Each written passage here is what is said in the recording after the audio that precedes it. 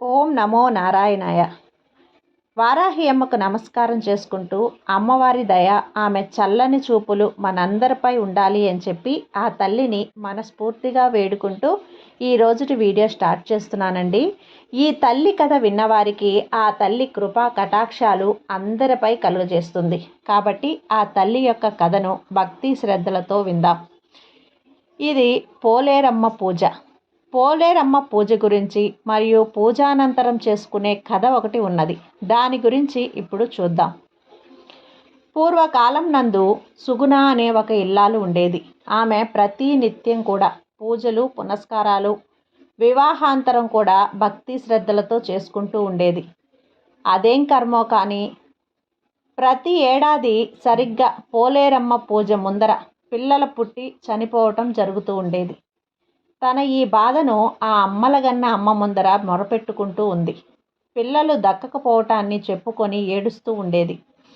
అయితే ఇలా ప్రతి సంవత్సరం అదే సమయానికి పుట్టడం చనిపోవటం గత 5 ఏళ్ల నుంచి ఇదే విధంగా జరుగుతుంది.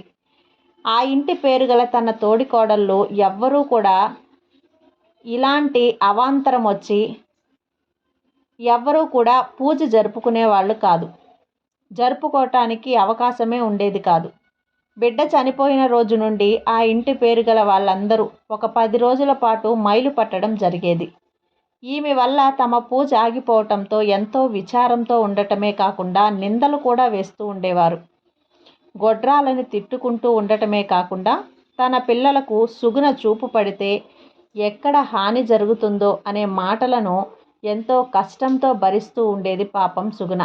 ఇలా ఉండగా మళ్ళీ సంవత్సరం అమావాస్య వచ్చింది. పూజ రోజు రానే వచ్చింది. యథావిధిగా ఆ రోజు కూడా పండంటి మగబిడ్డ కలిగి మళ్ళీ చనిపోవడం జరిగింది. కానీ తన తోడికోడళ్ళు అనే మాటలను ఆమె భరించలేక ఓపిక నశించడంతో చనిపోయిన బిడ్డ గురించి భర్తకి తోడికోడళ్ళకి తెలియకూడదని ఎవ్వరికంటా పడకుండా జాగ్రత్తగా బిడ్డకు నీళ్లు పోసి ఉయ్యాలలో పడుకోబెట్టి గుండెలోంచి వస్తున్న భారమైన దుఃఖాన్ని అణుచుకొని గుమ్మం కడిగి ముగ్గులు పెట్టి ఎవరికీ అనుమానం రాకుండా పచ్చగా ఉండేటట్లు తమ ఇంటిని ఉంచుకుంది. అందరూ ఇంట్లో ఏ హడావిడి లేకుండా పోవటంతో పూజను అందరూ కూడా ఎటువంటి అనుమానం పెట్టుకోకుండా సక్రమంగా సాగిస్తారు. ఆ తర్వాత ఆమె చనిపోయిన బిడ్డను ఎవరికంటా పడకుండా శ్మశానానికి తీసుకుని వెళ్ళి బిడ్డను పొత్తిళ్లలో చూసి ఒక వృద్ధ దంపతులు అక్కడ ప్రత్యక్షమయ్యి ఎందుకు ఏడుస్తున్నావని అడిగారు. ఆ వచ్చిన వారు సాక్షాత్తు ఆది దంపతులైన పార్వతీ పరమేశ్వరులు. ఈ విషయాన్ని గ్రహించలేని ఆ పడతి నా బాధ చెప్పుకోవటం వల్ల మీరు ఆరుస్తారా లేక తీరుస్తారా అని నమ్మకం లేక ఇంకా బిగ్గరగా ఏడుస్తుంది. అరుస్తుందామె. తీరుస్తారేమో ఆరుస్తారేమో, ముందు నీ బాధ చెబితేనే కదా అని అన్నారు. సుగుణ ప్రతి సంవత్సరం పిల్లలు పుట్టి చనిపోవటం పూర్తిగా వివరించి అంతా చెప్పి ఏకరువు పెట్టింది. అప్పుడు పార్వతీదేవి దివ్య దృష్టితో ఆమె పునర్జన్మ వృత్తాంతం ఆమెకు కళ్ళకి కట్టేలా కనిపించేలా చూపించింది. పూర్వజన్మలో నువ్వు ఆ జగన్మాత పట్ల కన్ను మిన్ను కానక అపచారం చేశావు. అదేమిటంటే ఆ పోలేరమ్మను ధిక్కరిస్తూ నా ఇంట పాల నేతితో అలుకుతాను అంటూ అపచారం చేశావు. అంటే దాని అర్థం పిల్లలున్న ఇళ్లల్లో మూత్ర మల విసర్జన సహజంగా ఉంటాయి. వద్దనుకున్నావు. పూజించవలసిన పోలేరమ్మని విరుద్ధ భావాన్ని అనుసరించావు. అందువల్లే ఈ జన్మలో ఈ విధంగా జరిగింది. ఆమె జన్మ వృత్తాంతాన్నంతా కూడా జ్ఞాపకం చేసింది. వెంటనే ఆ వచ్చిన వాళ్ళు పార్వతీ పరమేశ్వరులుగా గ్రహించి తన తప్పిదాలను మన్నించమని వాళ్ళ పాదాల మీద పడి ప్రక్షాళనతో మనసారా వేడుకుంది. ఈ ఏడాది నుంచి యథావిధిగా ఆ తల్లి పూజలను భక్తి శ్రద్ధలతో చేసుకుంటాను. తన కన్నీటి ధారతో వాళ్ళ పాదాలను కడిగింది. పార్వతీ పరమేశ్వరులు ప్రసన్నతతో ఇప్పటి వరకు చనిపోయిన బిడ్డల గోతులపై కదా అక్షింతలు ఆమె చేత చల్లింపచేశారు. వెంటనే వరుసగా 6 సంవత్సరాల నుండి ఒక్కొక్క ఏడాదికి ఒక్కొక్కరు చొప్పున మువ్వల వాడే కొడుకు, గజ్జల వాడే కొడుకు, సిరిగల వాడే కొడుకు, నవ్వుల వాడే కొడుకు ఇలా 5 బిడ్డలు, 5 సంవత్సరాల బిడ్డలతో సహా చివరగా ఆ రోజు పుట్టిన బిడ్డ ఆశ్చర్యంగా లేచిపోయి తల్లి చుట్టూ చేరారు. సుగుణని చుట్టుముట్టటంతో ఆనందంతో ఆమె చంటి బిడ్డను ఎత్తుకొని పార్వతీ పరమేశ్వరులకు భక్తిపూర్వకంగా నమస్కరిస్తూ ఉండగా ఆది దంపతులు అప్పటికప్పుడే మాయమైపోయారు.